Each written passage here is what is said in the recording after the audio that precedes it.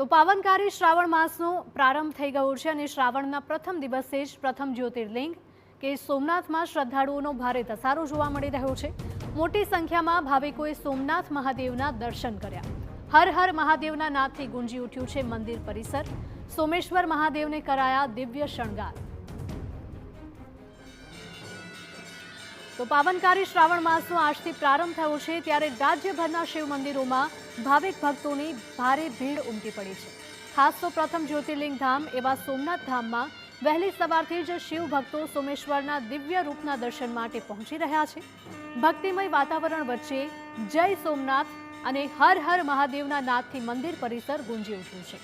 શ્રાવણના પ્રથમ દિવસે સોમનાથ દાદાને દિવ્ય શણગાર ધારણ કરાવાયા। સમગ્ર શ્રાવણ માસ દરમિયાન રાજ્ય અને દેશભરમાંથી મોટી સંખ્યામાં ભાવિકો સોમનાથ દાદાના દર્શનનો લાભ લેશે। મહત્વનું છે કે આજે પ્રથમ દિવસે જ સોમનાથ ધામમાં ધીમે ધારે વરસાદ પણ થઈ રહ્યો છે, ત્યારે સોમનાથ ટ્રસ્ટ દ્વારા સંપૂર્ણ માર્ગ પર પેગોડા ટેન્ટ લગાવીને યાત્રીઓને રક્ષણ આપવાની વ્યવસ્થા કરાઈ છે। ભીડ નિયંત્રિત કરવા સહિતની તંત્રની તમામ તૈયારીઓને યાત્રીઓએ પણ વખાણી હતી।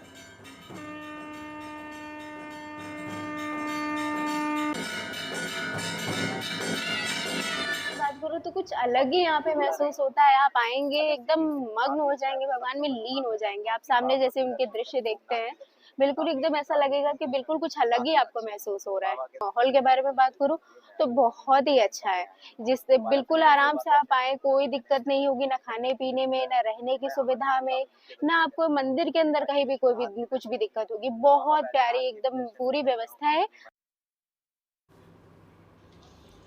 तो पवित्र श्रावण महीनानो आज पहलो दिवस है और प्रथम ज्योतिर्लिंग एवं सोमनाथ महादेव धाम में मोटी संख्या में भाविक भक्तों उमटी पड़ा है।